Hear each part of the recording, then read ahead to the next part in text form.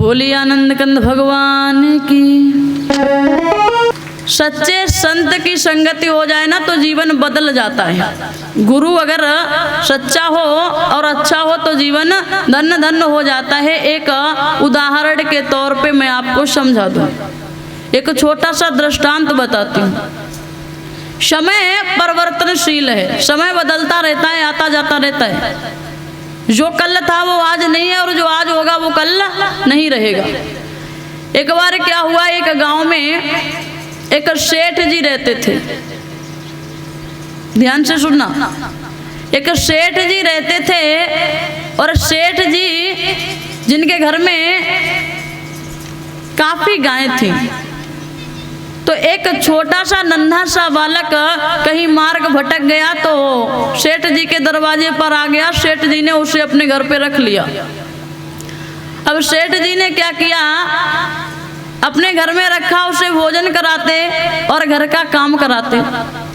सेठानी भी ऐसा ही करती। अब जब वो कुछ बड़ा हुआ तो सेठ जी ने उसे, जो सेठ जी के घर में गाय थी ना, वो गाय जो है ना उनका जिम्मेदारी जो है ना वो उस बालक को सौंप देते। अब वो पूरा दिन बेचारा जंगल में जाता, उन गायों को लेकर के, उन्हें चुगाने के लिए लेकर के वापस शाम को बांध देता करके। धीरे धीरे समय व्यतीत तो होता चला गया। एक दिन की बात, उसी बालक ने देखा कि सेठानी थोड़ी सी छाछ रखे हुए हैं। उस बालक ने जवाब दिया, मैया हमको आप थोड़ी सी छाछ दे दो। तो सेठानी उस पे चीख पड़ी, चिल्ला पड़ी, जवाब दिया, भला काम तो कुछ करता नहीं है और छाछ मांगने के लिए आ गया। बेचारा बड़ा उदास हुआ, बड़ा परेशान हुआ। उसने विचार किया, बोले ऐसे अच्छा है कहीं बाहर चला जाऊं, कहीं दूसरी जगह रह लूं। इसी क्रोध में आकर के उस घर को छोड़ देता है। अब वो घर को छोड़ करके चला, संध्या का समय है, रात्रि हो गई। आगे बढ़ा, एक जंगल में एक संत मिले। संत के सानिध्य में पहुंचा। संत जी ने पूरा हाल पूछा, लाला कहाँ से आए हो? सारी बात समझा दी गुरुदेव। बड़ा कष्टों का मारा हुआ हूं मैं। जब सारी बात समझाई तो संत जी ने एक बात कही, अब तुम्हें कहीं जाने की जरूरत नहीं है, तुम हमारे पास रहो। रहने लगा, लगन से संत की सेवा करने लगा। धीरे धीरे समय व्यतीत हुआ। समय के अनुसार जब बड़ा हो गया, अब उसने भी संन्यास ले लिया। जब संत जी ने अपने शरीर को छोड़ा तो अपनी जो भी गायें थी, आश्रम था, सब उसी के हवाले कर दिया। अब एक दिन की बात, उसने विचार किया जरा उसी नगर में जाना चाहिए जहाँ से मैं निकल करके आया था। चला है उसी नगर की ओर तो नगर के लोगों ने देखा कि एक बड़े पहुँचे हुए सिद्ध संत जी आए हैं। दौड़ दौड़ करके दर्शन करने के लिए आने लगे हैं। महाराज आज हमारे यहाँ भोजन ग्रहण कर लो, महाराज आज हमारे यहाँ भोजन ग्रहण कर लो। यही चल रहा है। एक महीने तक रुके।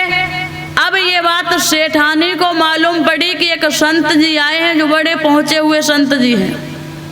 पहुँच गई सेठानी, महाराज आज हमारे यहाँ। सेठ जी ने जब सेठ और सेठानी पहुँचे, महाराज हमारे यहाँ चलना है भोजन के लिए, तो उन्होंने जवाब दिया, ठीक है शाम को तुम्हारे यहाँ आएंगे। संध्या हुई, पहुँचे। सेठानी ने नाना प्रकार के व्यंजन बना करके रख दिए। अब जब वो संत जी भोजन करने के लिए बैठे, प्रसादी ग्रहण करने के लिए बैठे, तो एक बात कहने लगे, पार ब्रह्म परमेश्वर तेरी लीला बड़ी निराली है। ये वही सेठानी है जिसने थोड़ी सी छाछ मुझे मांगने से नहीं दी थी और आज 56 प्रकार के भोजन मेरे सामने रखे हुए हैं। ये उस पार ब्रह्म की परमेश्वर की लीला, जो ऐसे महान संत से मिला दिया जिसने हमारे जीवन को, भविष्य को बदल करके रख दिया। जवाब दिया है महाराज